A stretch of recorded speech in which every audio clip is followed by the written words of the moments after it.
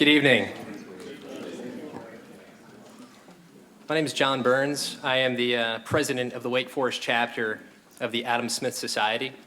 I'd like to welcome you all here this evening for a great night that I think we're going to have the opportunity to listen to our special guest, Mr. John Allison. Tonight's event is sponsored by the Wake Forest University chapters of the Adam Smith Society and the Federalist Society, as well as Wake Forest's own BB&T Center for the Study of Capitalism.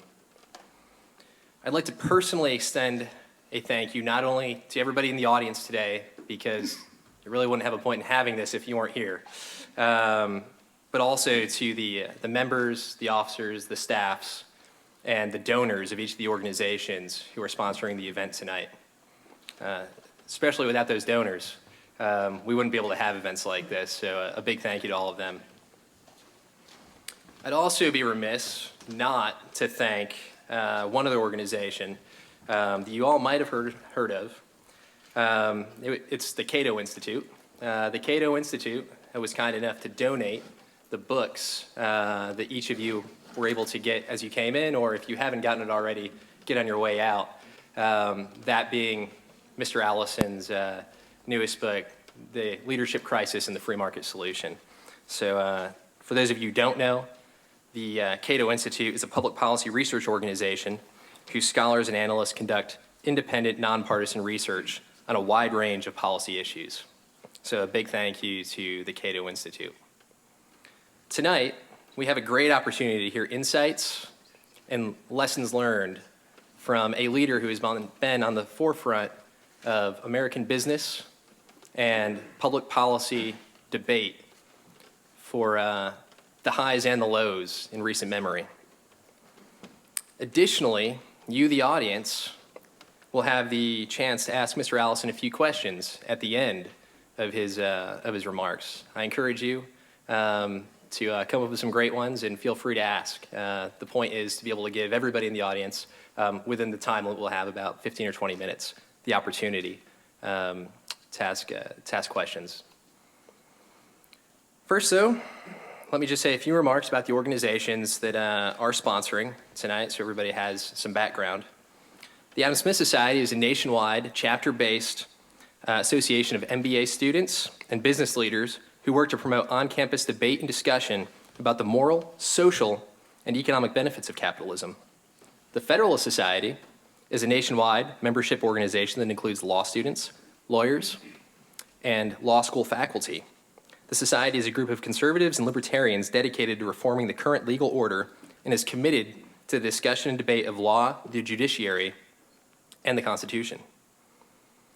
The BB&T Center for the Study of Capitalism, their purpose is to encourage teaching and research that investigates the role of business and market economies in humane and just societies.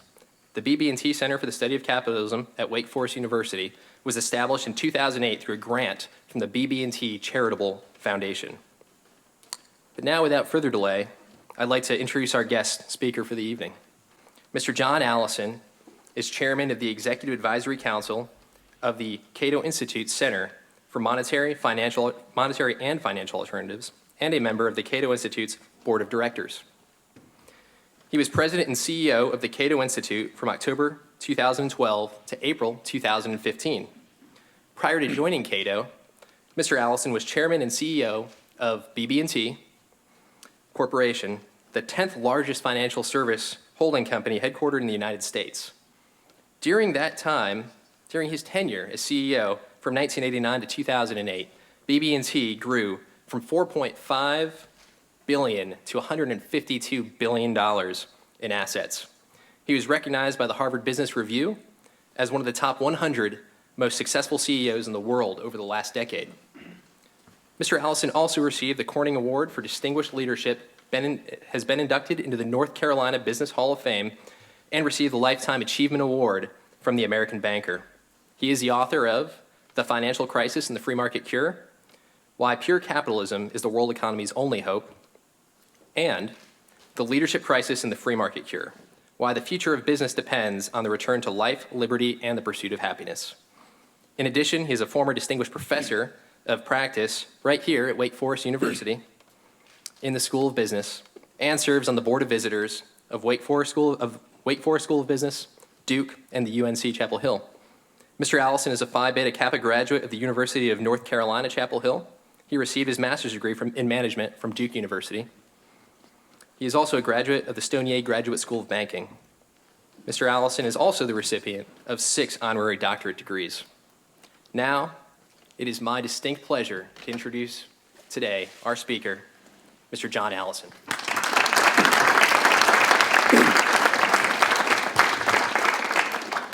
Thanks, John. Good evening. It's a pleasure to be here. I always enjoy talking to bright young people who will be future leaders in our society, and it's particularly good to be back at Wake Forest, which I had a great experience here in the past. As John mentioned, I've written a book called The Leadership Crisis and the Free Market Cure. The basic theme of the book is that there are a certain set of principles, of values, that lead to personal success and happiness, that the same principles lead to organizational success, and the same principles are the foundation for societal success. I'm really going to talk about the societal side in just a minute, even though most of the book is about how you as an individual become successful and become happy. Before I do that, I want to give you a little context, a little more information on Cato. Cato is the world's leading libertarian think tank. Our mission is to create a free and prosperous society based on the principles of individual liberty, free markets, limited government, and peace. We really do believe in limited government. We think the government should stay out of your pocketbook, but we also think it should stay out of your bedroom. We think government has a very important role, but a very limited role. The purpose of government is to protect individual rights, is to keep me from using force or fraud to take what you've earned, and to keep you from using force or fraud to take what I've earned.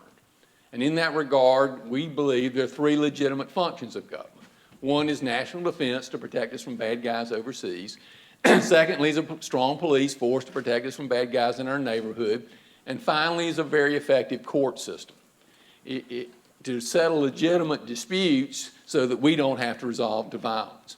In our world, there'd be 95% less regulations and a much more effective and efficient court system than we have today.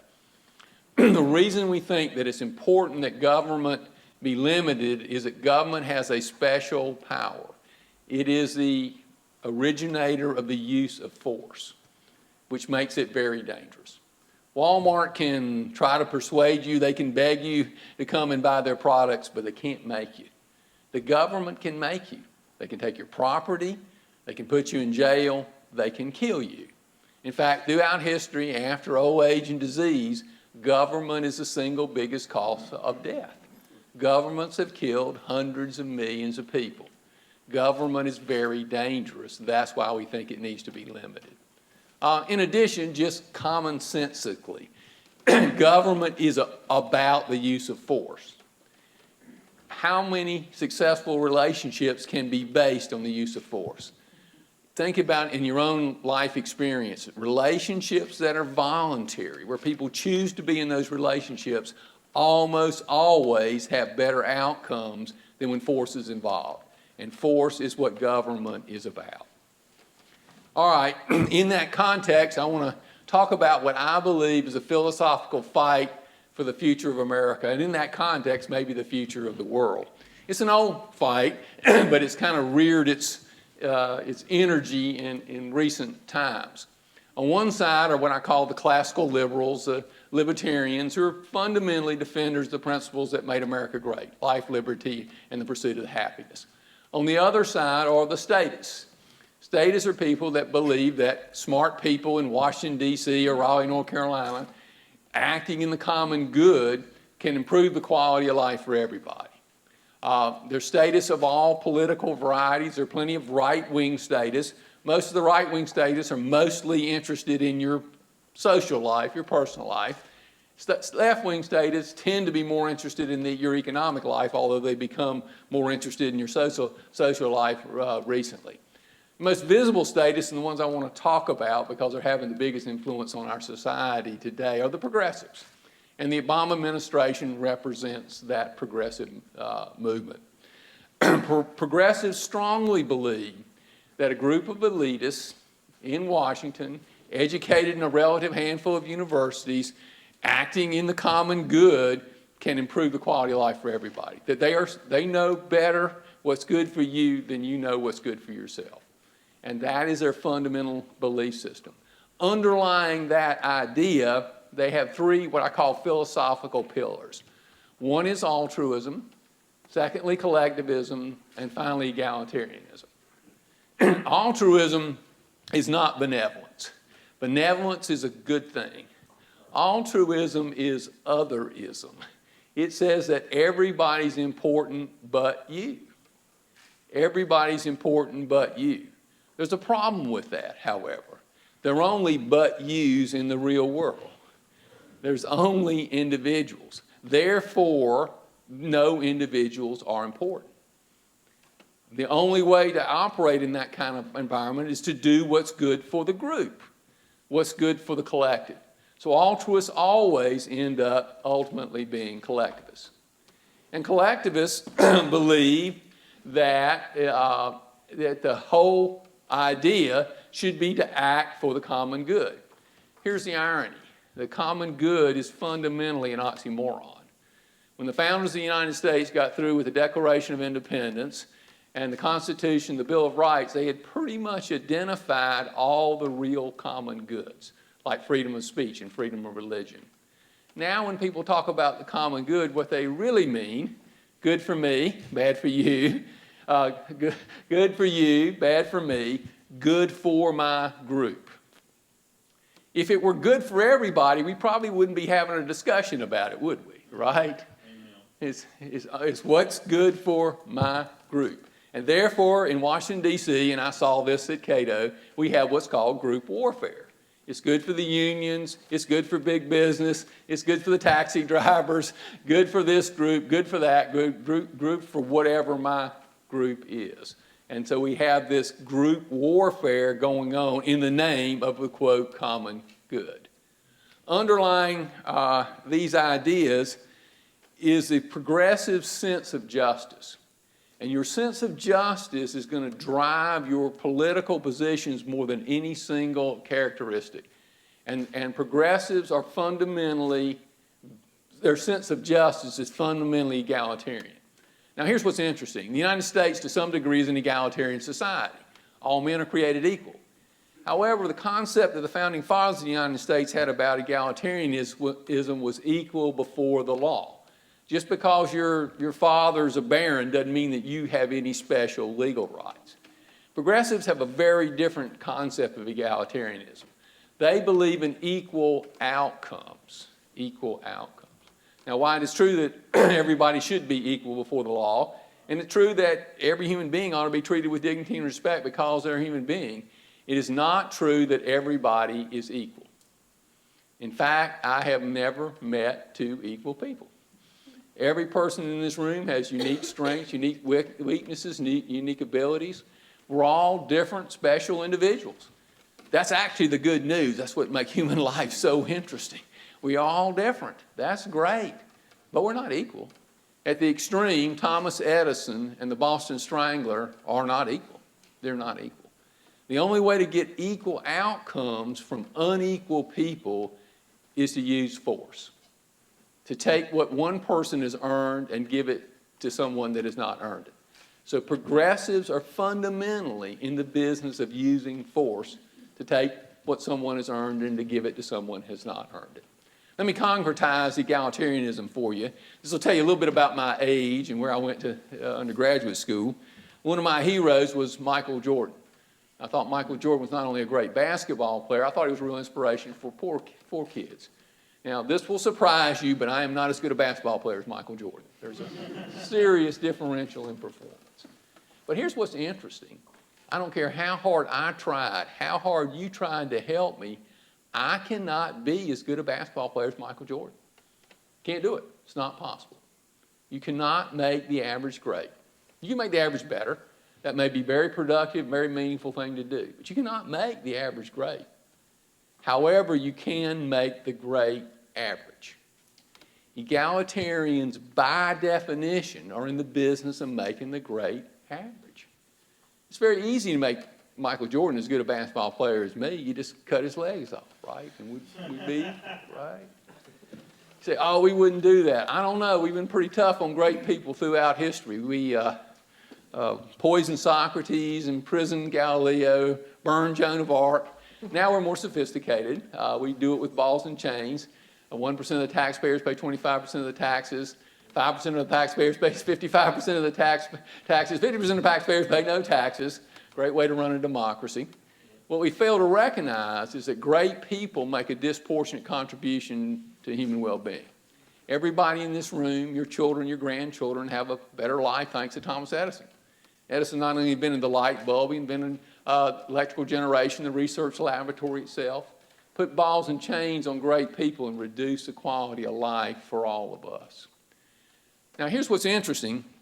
Egalitarians, progressives like to own the moral high ground. And this is something very important to understand in any debate. Whoever owns the moral high ground wins the debate. All the economic arguments go out the window. Progressives claim the moral high ground because who can argue with everybody being equal, right? But they don't really own the moral high ground. You know what motivates progressives? It's the most destructive, the most evil of all human emotions. It's called envy. It's hatred of the good for being the good. Watch it in yourself. It's a very destructive emotion. And by the way, egalitarianism is a lot worse than I just described. Because any attribute you want to take, intelligence, dancing ability, artistic ability, half the people are below average, by definition, right? I'll concretize that. I like music, and I am a very bad singer. In fact, I grew up in the Baptist church. I don't know if anybody here grew up in the Baptist. In the Baptist church, they want everybody to sing but me. I was the one person, please don't sing. I'm a really bad singer. If everybody had to be equal to me in singing, a lot of beauty would be lost in the world, right? Now, if you get in a debate with the progressives, which I get the joy of doing, they don't like being confronted with those ideas, and they'll say, well, we don't mean that. If you want to understand a philosophical idea, you have to take it to its logical conclusion. Where do you stop? Where's the logical stop point? Here's the logical conclusion, right? This is where the idea ends. Then they'll back away and say, okay, what I really want is equal opportunity. Interestingly enough, equal opportunity is another oxymoron. Half the people are above average in intelligence, half the people are above average in singing ability, half the people are above average in everything, and half the people are below average in everything. What combination makes us equal? I'm above average in intelligence maybe, and definitely below average in singing. Well, how does all that get to be equal? I don't know if a lot of this group is young, but as you get older, you'll see siblings out of families that have the same genetic makeup, same educational, same economics, with radically different outcomes. You see poor kids that become successful, rich kids who become alcoholics. Unfortunately, the whole idea of equal opportunity is an oxymoron. The Founding Fathers really had it right. It is equality before the law that matters. Equality before the law. Let's look at the flip of that progressive argument. The argument that comes from the classical liberal tradition, the libertarian tradition in modern times. Those of us that advocate life, liberty, and the pursuit of happiness. And under that philosophy, we fundamentally believe that each individual has an unequivocal moral right to their own life. Each individual has a moral right to pursue their personal happiness. Each individual has a moral right to the product of their labor. If they produce a lot, they get a lot, including the right to give it away to whoever they want to for whatever reason they want to. If you think about that moral prerogative, it demands personal responsibility, and it demands that people act rationally and act in a self-disciplined manner. Life, liberty, and the pursuit of happiness. Classical liberals are primarily in the liberty business, And that's what we were at Cato. We were mostly about liberty. Now, most people are for liberty, but most people don't understand the importance of liberty. Liberty is not just nice. It is nice, but it is not just nice. It is essential for human physical well-being and essential for human spiritual well-being. In the physical world, in order to be productive, in order to be innovative, in order to be creative, you must be able to think for yourself and pursue your truth as you know it. If somebody forces you to act like 2 plus 2 is 5, you literally cannot think. Lots of government rules and regulations force people to act like 2 plus 2 is 5. In addition, all human progress, by definition, is based on innovation, based on creativity. Because unless somebody does something different, which will be better, there can be no progress. Anything that's better will also be different, right? Innovation and creativity is only possible to an independent thinker. Somebody that thinks like the crowd cannot be innovative, cannot be creative, cannot contribute to human progress. That's why entrepreneurs are so important, and I hope we have entrepreneurs in this room. Entrepreneurs are essential for human well-being. Entrepreneurs take the ideas of scientists and engineers and turn them into reality. Without entrepreneurship, there is literally no progress. And what characterizes entrepreneurs? They are independent thinkers. They think out of the box. They see things different than the crowd. They see things that other people don't see. When Steve Jobs invented the iPhone, nobody had that idea how powerful it would be. An interesting thing about entrepreneurs, they're experimenters and they fail a lot. For every Google, there's 1,000 failed Googles. For every Walmart, there's 10,000 failed Walmarts. There are very few entrepreneurs that hadn't tried and failed at least once or twice in their careers. Entrepreneurs have to think independently. They have to pursue their truth. And they're wrong a lot, but they have to be free in order to innovate, in order to create, and in order to create, it could cause human progress. Kato published a book about a year ago called Poverty and Progress that looked at human well-being forever. And from the time that Homo sapiens evolved 100,000 years ago until the late 1700s, human life expectancy was basically flat. There may have been some improvement in the quality of life, but life expectancy hadn't improved at all. And then in the late 1700s, something dramatic happened. And human life expectancy and the quality of life started improving exponentially, first in Western civilization and now throughout the world. It was an invention in the late 1700s. It was an invention far more important than fire and the wheel. It was the invention of the rule of law, of individual rights, of free markets, of capitalism. And capitalism transformed the quality of life on the planet because people were finally free to think for themselves, to experiment and fail, to learn and grow, and not to follow the rules that some government imposed upon them. And we have this debate about inequality in the United States. It's a really crazy debate if you look on the global scale. Cato publishes a book called humanprogress.org. Globally, inequality is in a free fall because there's a radical improvement in the quality of life in places like India and China and Bangladesh. And they talk about poor people in Baltimore. There aren't any poor people in Baltimore. There's people that have some psychological problems. Poor people live in Bangladesh, and increasing your personal income from $200 a year to $600 a year is huge in terms of the quality of life and the quality of your children. And if you look at the improvement in the quality of life on the planet, it's totally correlated with increased economic freedom and free trade that relates to that. So capitalism is essential for physical well-being because liberty is essential for physical well-being. It's also essential for spiritual well-being in the context of the pursuit of happiness. And when I'm talking about the pursuit of happiness, I'm not talking about having a good time on Friday night, although it's good to have a good time on Friday night. But I'm talking about happiness in the Aristotelian sense of a life well lived. Blood, sweat, and tears happiness. When you're 80 years old, you look back and say, man, that was tough, and I'm glad I did it. Happiness in that context has to be earned. You cannot be entitled to be happy. Nobody can entitle you to be happy. You have to earn happiness. And to do that, you have to set goals for yourself, and you have to pursue those goals based on your beliefs and your values. And to do that, you have to be free. Now, being free doesn't guarantee you'll be happy, but if you aren't free, guarantees you will not be happy. So liberty is essential for physical well-being, but more important, it's essential for spiritual well-being. Let's talk a little more about the pursuit of happiness. I believe that the pursuit of happiness is the transformational idea expressed by Jefferson in the Declaration of Independence. Before Jefferson, before the thinkers of the Enlightenment, everybody existed for somebody else's good. Good of the king, good of the state, good of the church. Nobody existed for their own good. What Jefferson said is that each of us has the moral right to pursue our personal happiness. We're not guaranteed success in that pursuit, but we have that right. That idea is what changed the world, creating the most successful society in history and the most benevolent society. When people have the right to their own lives, they're naturally nicer to other people.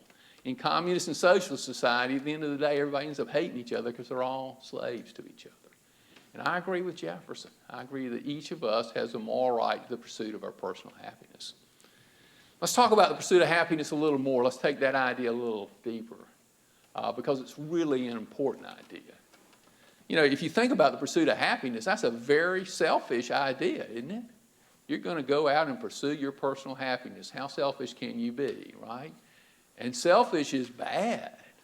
Yeah, we learn that young, don't we? I can see Johnny in the sandbox, 3 or 4 years old, playing with his truck, not bothering anybody, having a good time. Along comes Fred. Fred would like to have Johnny's truck. Johnny doesn't want to give Fred his truck. A discussion, debate, argument ensues. Mom, dad, Sunday school teacher, kindergarten teacher gets involved in the discussion. And Mom says, hey, Johnny, give that truck to Fred. Don't be selfish. Don't be bad. 2 great moral lessons being taught in the sandbox, right? First, where did Fred get the right to Johnny's truck? You want to know where our social welfare system started? Right there in the sandbox. That's it, right? Amen.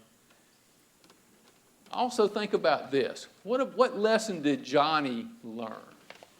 And I suspect almost everybody in this room is Johnny, right? What lesson did you learn? For some undefined reason, you have this moral obligation to Fred.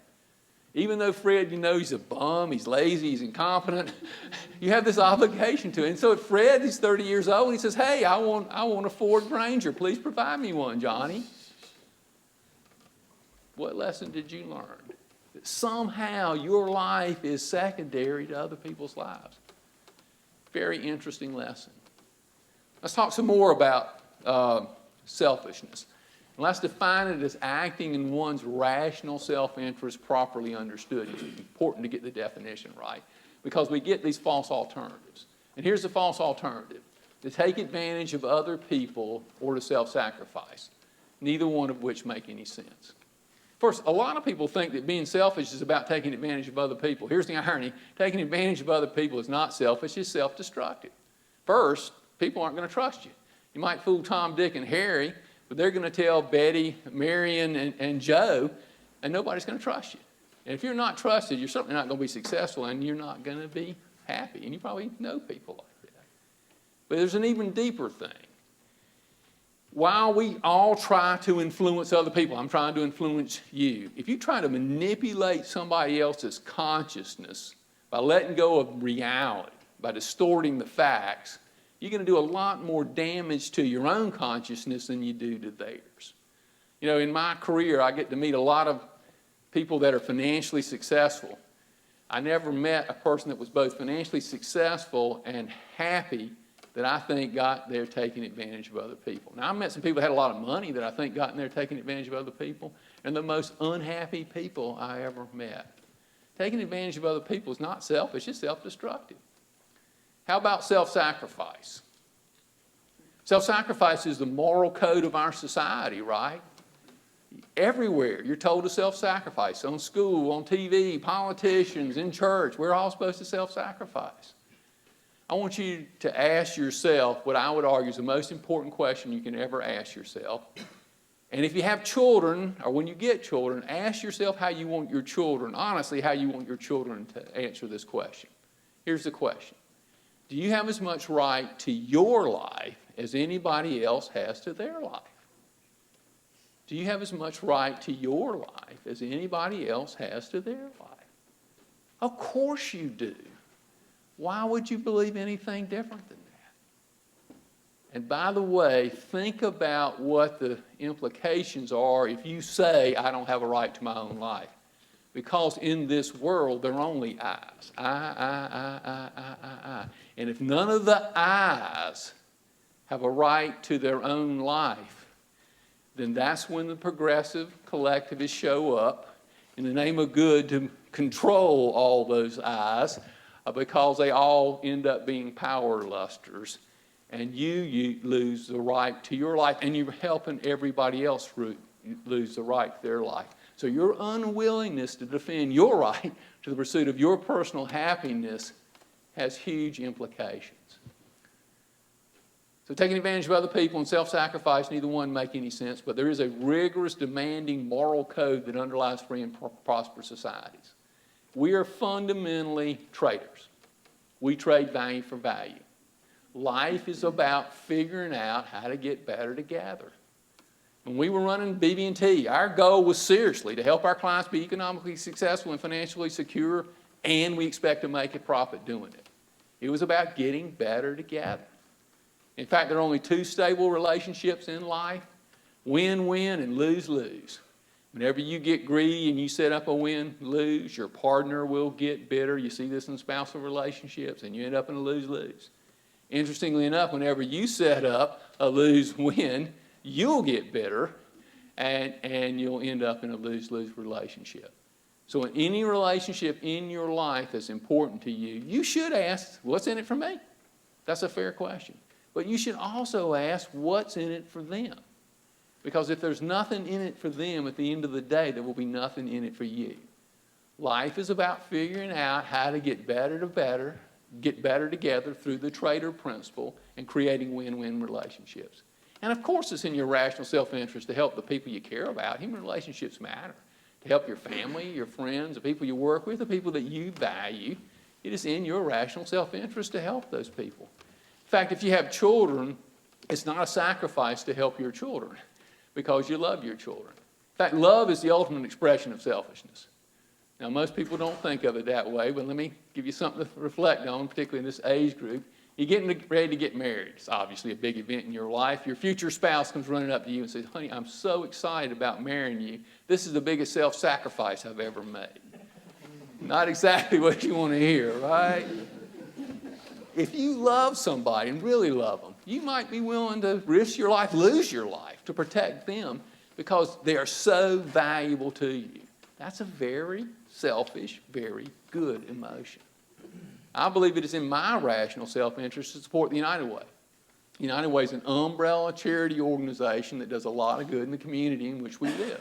I wouldn't want to live in a kind of community that would exist if there were no United Way, and I wouldn't want my children to live in that kind of community. So I believe it is in my rational self-interest to support the United Way. In order to have a free and prosperous society, you and I, must be willing to defend our right to the pursuit of our personal happiness. Not taking advantage of other people, but not self-sacrifice either. Figuring out how to get better together. And if we give up on that principle of defending the pursuit of our personal happiness, then you end up with collectivists, authoritarian people controlling your lives and the lives of other people, and you have very bad outcomes. Let's talk a little bit more about the pursuit of happiness. In order to be happy in that Aristotelian sense, you must have a high level of self-esteem. And real self-esteem, not the kind of funky self-esteem they sell today. Real self-esteem. Self-esteem is a complex subject, and I want to share you a couple thoughts about it. First, self-esteem is fundamentally self-confidence in your ability to live and be successful given the facts of reality. So you earn self-esteem by how you live your life. Nobody can give you self-esteem. Your children, you cannot give your children self-esteem. Self-esteem has to be earned. Live your life with integrity. Raise your self-esteem. That's why integrity is important. Live your life consistent with your values, with integrity, and you will raise your self-esteem. Second thought about self-esteem for everybody in this room and the vast majority of people on this planet, the single biggest driver of your self-esteem is your work. because you spend a disproportionate amount of time, effort, and energy at work. And I use work in the broadest context, raising children, very hard, very important work. However you define your work drives your self-esteem, because that's where you put your time, effort, and energy. Something I said many times to the employees of BB&T, it's real important to BB&T that you do your job well. It's far, far more important to you. You might fool me about how well you do your job. You might fool your boss about how well you do your job, but you'll never fool you. If you don't do your work the best you can do it, give them your level of skill, give them your level of knowledge. You can't do the impossible. But if you don't do your work the best you can possibly do it, you will lower your self-esteem. And by the way, that's true for you as students. Your school work is your work. And if you don't do your school work the best you can possibly do it, you will lower your self-esteem even if you get a good grade. Now here's the good news, the flip's also true. Do the work, your work, the best you can do it. Give them your level of skill, give them your level of knowledge, and you will raise your self-esteem, which is more important than whether you get a good grade or a promotion or more money, because it's about your character. Interestingly enough, there's a social implication to that. Take a construction worker, a bricklayer, has a really tough, hard, grinding life. My granddad had that kind of life, really tough, hard, grinding life. This bricklayer has a really tough, hard, grinding life, but he and his wife successfully raise their children. Maybe his granddaughter becomes CEO of a publicly traded company, maybe not. He has a really tough, hard, grinding life, but he gets something very precious from his work. He gets to be proud of himself. He gets to have self-esteem. Take that same bricklayer and give him welfare. He may be better off financially, but he loses part of his soul. He loses his self-esteem. You know, the current discussion in Washington from both political parties is a lot about security. It's a false discussion because they want to wish away the laws of economics and they want to wish away the laws of reality. But even if it were a legitimate discussion, it would be off mission. While the American people care about security, the United States is not the land of security. People didn't get on a boat and come to Jamestown to be secure. The United States is a land of opportunity. The opportunity to be great, the opportunity to fail and start again, but most importantly, the opportunity of that bricklayer to live life on his own terms, to pursue his personal happiness based on his beliefs and his values, to pursue his personal happiness as a free and independent person. That's why people came to America. That's what made America great. That is a unique and special sense of life that is very important for us to protect. Thank you very much for listening.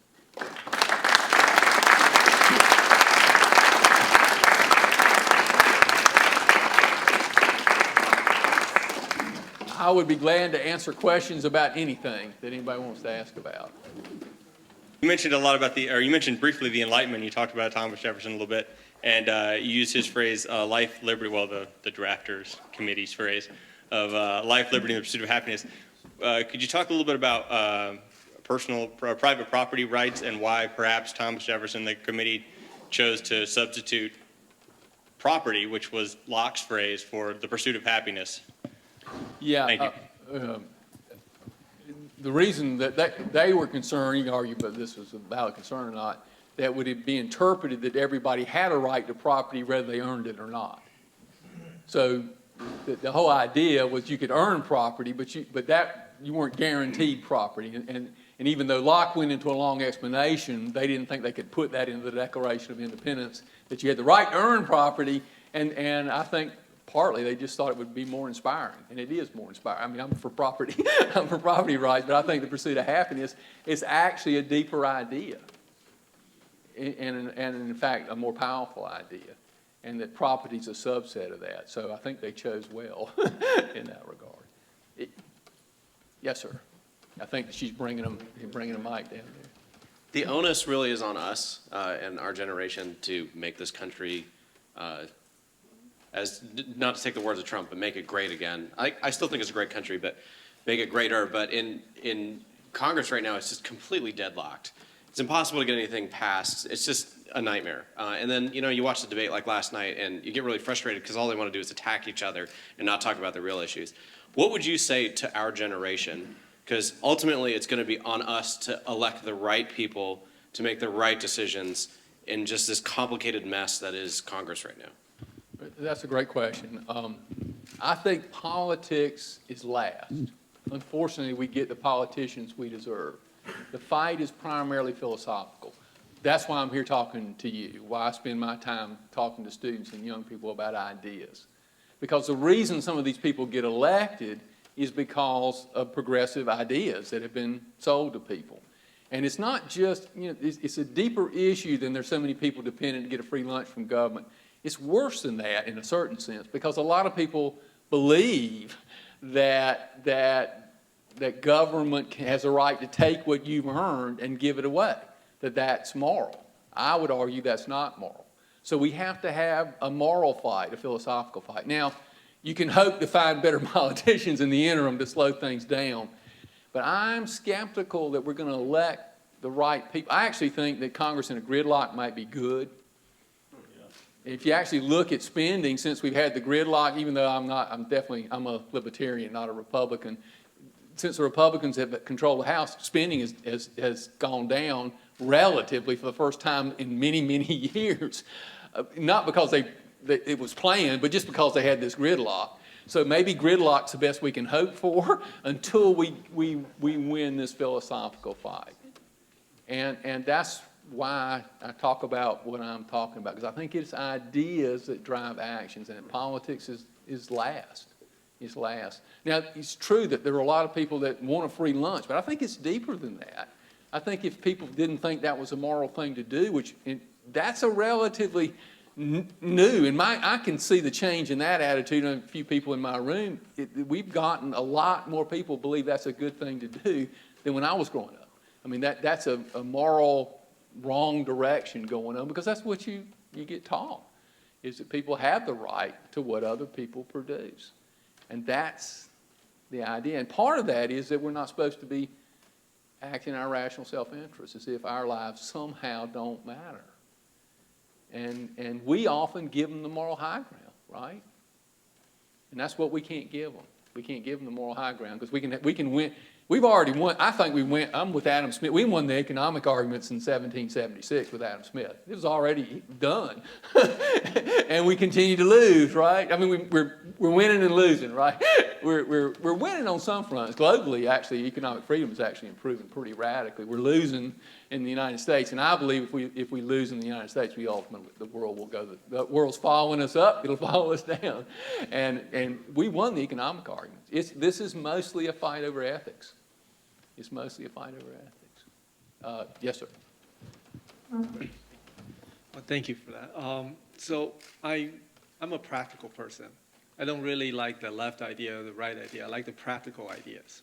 So to me, one of the most impracticalness in the libertarianism is that you assume everybody pursue their happiness. They're doing the right thing that ultimately benefit themselves. Well, at least benefit in some way. Whereas we know in society, not everybody is out for their good. And maybe there are people, maybe we should have an inherent right to help, either due to just pure luck. They may be just, down the down. Every turn in their life, they just happen to do the wrong thing, or, do you think that maybe as a society, beyond the three branches of government, the three duties of government you mentioned, that we should have a moral obligation to help? Perhaps that's the fourth pillar of government. The answer is no, I don't. I don't believe that everybody acts in their self-interest. No, I mean, a lot of people are self-destructive, right? I mean, obviously, alcoholics. I had a brother-in-law that drank 24 beers a day, got cirrhosis of the liver, drank 24 beers a day and died. People say he was selfish. No, he was self-destructive, right?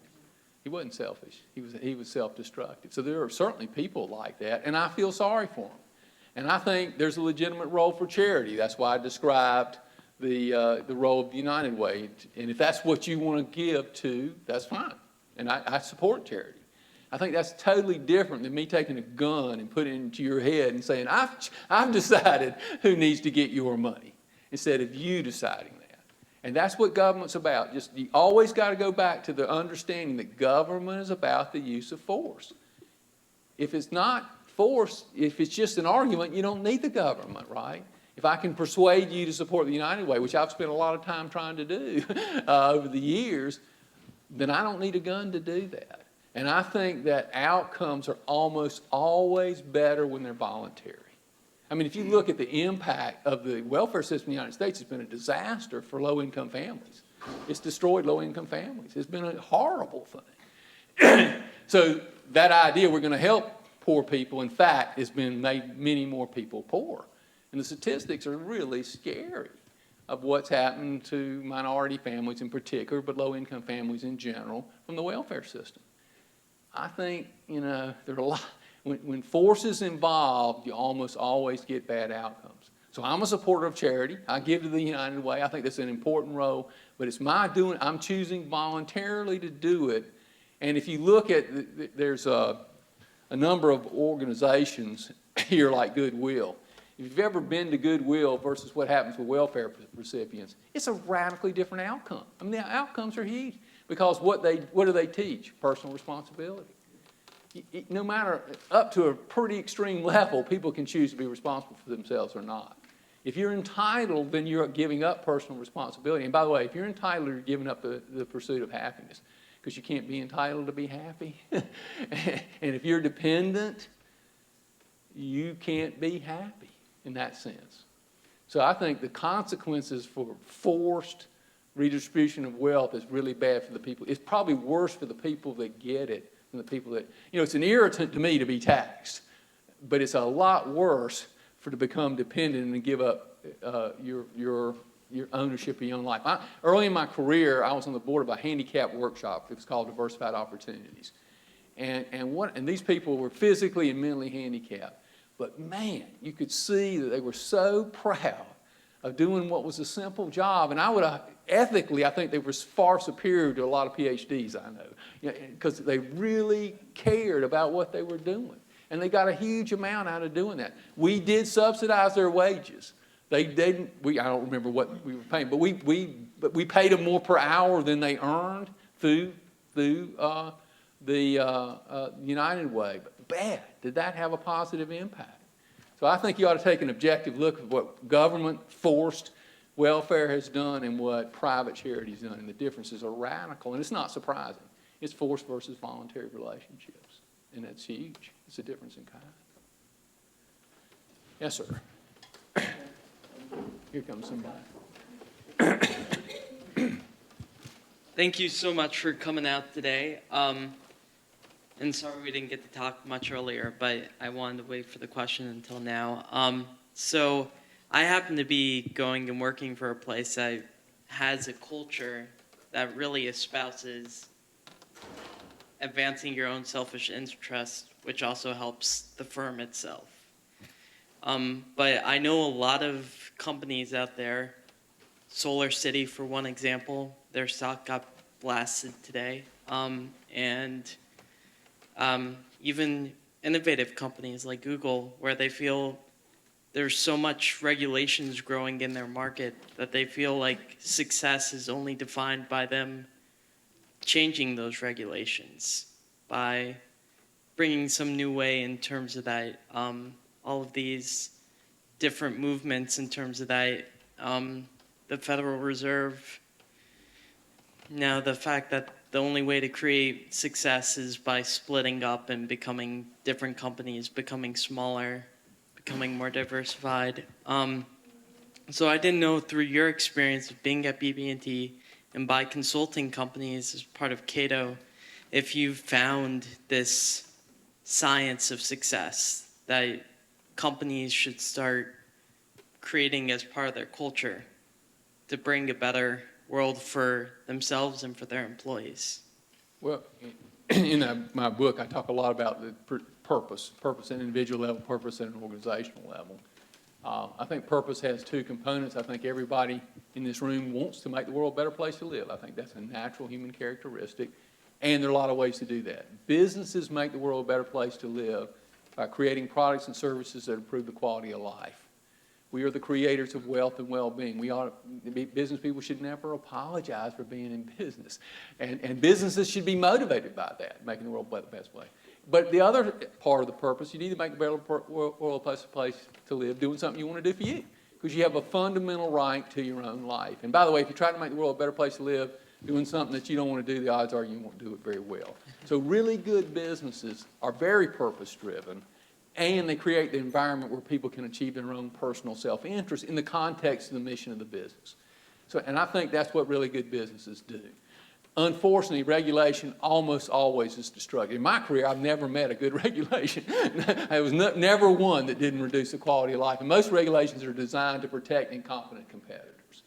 They're just everywhere to protect incompetent competitors. If you want to know what's going on, and it'd be interesting to see how this works out, what's going on in Silicon Valley now. A lot of these brightest firms are trying to target government-created, regulated oligopolies. And the classic example is what's happening with taxi cabs, with Uber. Uber targeted a government-created irrational oligopoly. You can make an argument, I think it's a bad argument, that at one time taxi regulation for safety and sound has served some purpose. Now with technology, the information you get from Uber about a driver and you get to put input is radically better than a regulator going and inspecting a taxi once a year. And there's all kind of oligopoly. Same thing happening with hotel rooms, of course. Hotels have a huge percentage of their costs is regulatorily related for things that are probably totally unnecessary today. And you can get a lot better information by using technology. So a lot of the big money bets in Silicon Valley today, let's figure out who's got a regulatory oligopoly created by, and let's target it. And of course now, whether it'll work, we'll see, because I mean, Uber's obviously in a fight. And who's fighting them, by the way, is not the taxi cabs. They're fighting a little bit. It's the taxi cab regulators. Because a taxi cab driver can go work for Uber, right? Who's going to need the regulator? Nobody. Nobody. So it's interesting to see the regulators, in the industry too, but it's mostly the regulators trying to fight innovation and creativity because they'll be out of a job and nobody possibly want them because they're way overpaid and you wouldn't want them because they couldn't do anything. So there is and regulation is very destructive. I haven't met a good one. There may be a good one. Rule of law is very important, but that's what you have courts for and you have laws for.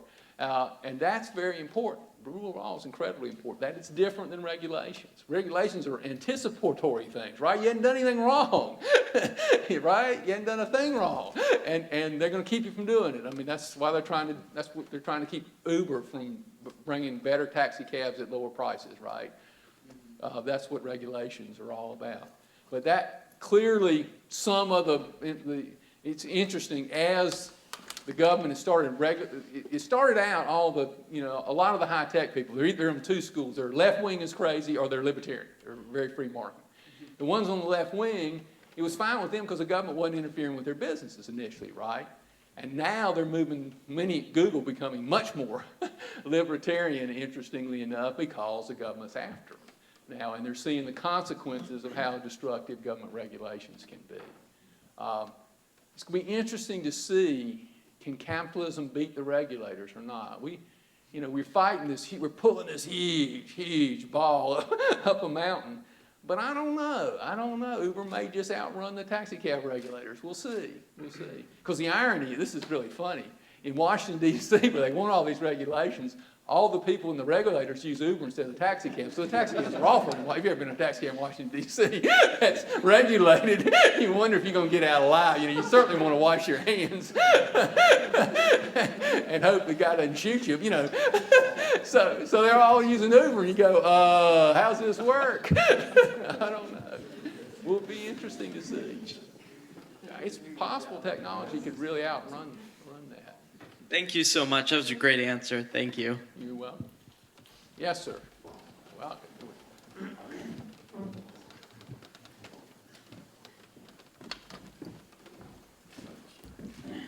First of all, I'd like to thank you for coming out here today, and just start off by saying that I'm a born-again Christian, and I might disagree a little bit with you on social issues and maybe about some of the motives you talked about today, but I agree with you right on about the part of what you're discussing, that belief in personal responsibility and the belief that government's not the answer. My concern today is that people of my generation, those that are younger than me, being convinced pretty much everywhere else, be it from Obama, be it from the media, be it from their liberal professors, be it from wherever, that government is the answer, and that, I mean, maybe it's just because they're immature, but that they're very selfish. They think everyone should hand everything to them. How are we going to go about and convince this generation and the next that they're wrong, and that that we need to teach them personal responsibility, and that and that government's not the answer to our problems? Well, I wish I had the answer to that question. What I think one of the messages, and I was trying to say this, one of the messages we've got to get out is that personal responsibility is not a burden. It's a means to happiness. And I think a lot of people actually think of being responsible as some kind of burden. But if you're not responsible, how are you going to be happy? How are you going to be productive? How are you going to have a good life? So we've got to kind of reverse the debate and show that, hey, being dependent costs you your happiness. Now, kids pretty much figure that out as they get to be teenagers, right? They're trying to break away.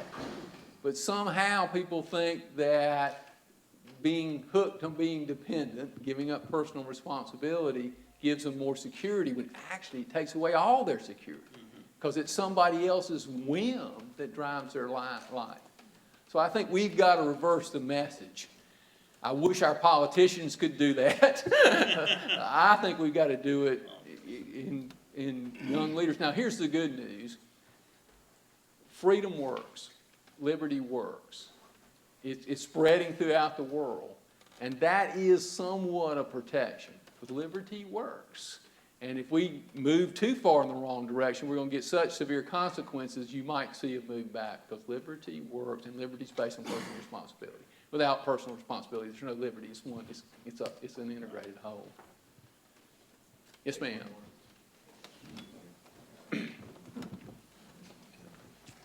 Thank you so much for coming tonight, Sure. Mr. Allison. I definitely agree with you in terms of making people be responsible, instilling self-pride, self-worth. But the state of welfare in our government right now is wildly inefficient. What are some practical ways we might roll back those effects? Is that even possible? Is it just to the point now that we put a cap on it? Just wanted your thoughts on that. Well, I think the ultimate answer is the privatization of education. I think if you want to know what's really gone wrong is our public school system has failed. And a lot of private schools have failed because we're not teaching people to think critically and to be able to make decisions for themselves. What you see is that probably almost everybody in this room, you want to own your life because you feel comfortable making decisions. I don't mean you think you're a genius or anything, but you'd rather make decisions for yourself than have somebody else do it. And if you look, there's been a bunch of psychological studies. People that end up being classical liberals, conservatives, tend to want to control their own lives. People that end up being on the other side, they're dependent in a deeper sense than money. They don't feel like they're good decision makers and that they're not confident in themselves.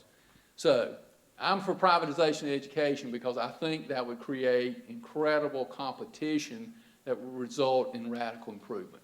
You know, in business, we like to talk about being innovative. The truth is we hate to innovate. It would be great if we could just put out a product and make $1 zillion forever, right? The reason you innovate is because you go out of business if you don't innovate, right? You have no prayer. Public schools, what happens if you have a really lousy public school? You get more money.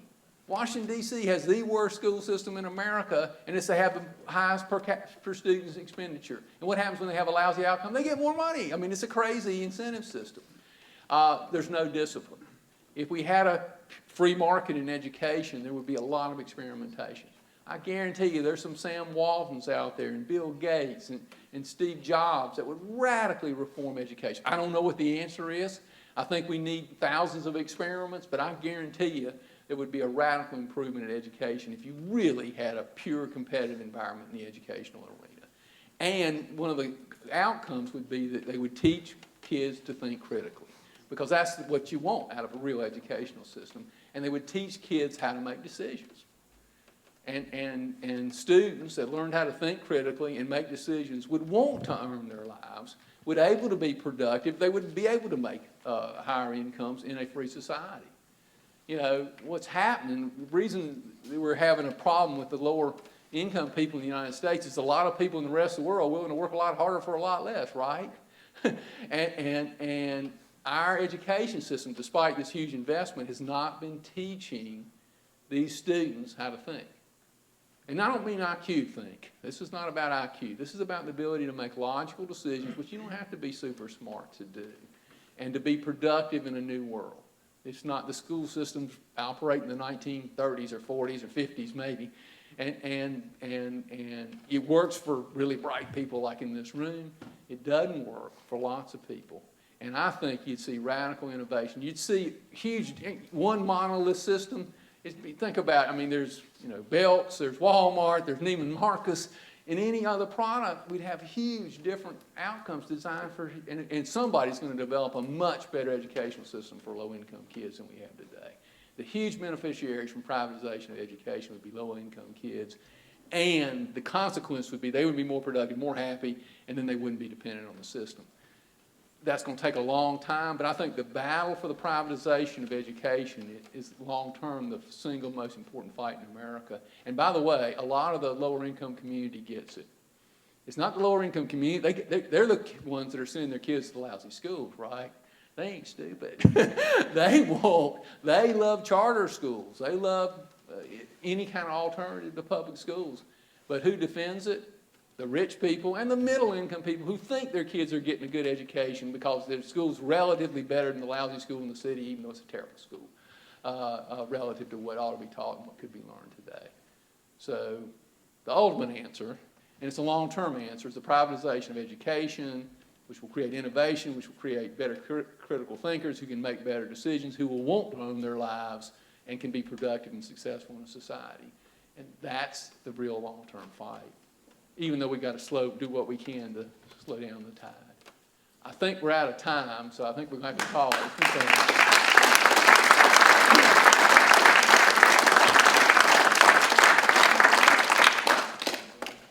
I would like to thank Mr. Allison for coming and sharing his words and his experience and the lessons he's learned through his long and successful experience.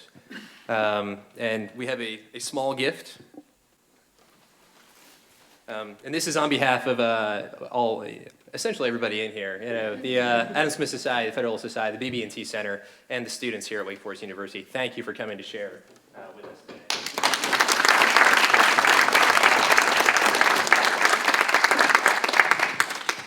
With that, I want to say one final thank you to all of you who attended today.